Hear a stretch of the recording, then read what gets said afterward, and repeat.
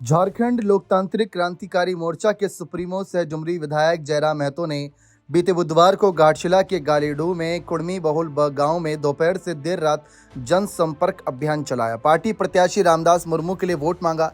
जयराम महतो ने कहा कि गालीडू में कल्पना सोरेन ने कहा कि मैया योजना से महिलाओं को 2500 दे रहे हैं। हम पूछते हैं क्या 2500 के लिए झारखंड बना है? झारखंड के लिए खून बहाया गया है। मंत्री एमएलए का बेटा ही नेता बनेगा, यह परिपाटी अब नहीं चलेगी।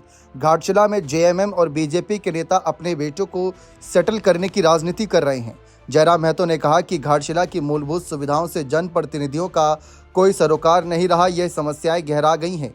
11 नवंबर को फैसले का दिन है, आपको सोच समझकर फैसला करना है। जेएलकेएम प्रत्याशी रामदास मुर्मू गरीब पढ़ा लिखा युवा है, हम जीते या हारे पर जनता के बीच बने रहेंगे।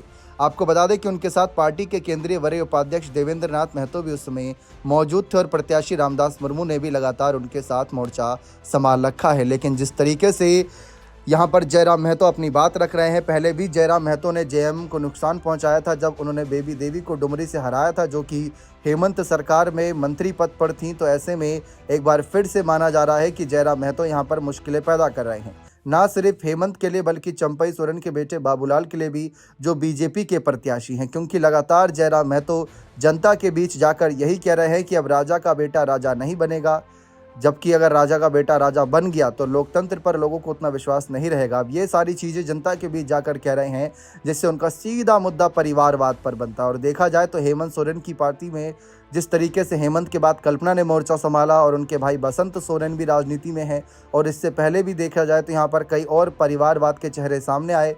वहीं दूसरी तरफ अब रामदास दा के निधन के बाद उनके बेटे सोमेश को आगे करना भी परिवारवाद की ओर ही इशारा कर रहा है। लेकिन क्या इसी का फायदा जयराम महतो उठा पाएंगे या नहीं? बने रहें चैनल के साथ। बहुत बहुत शुक्रिया।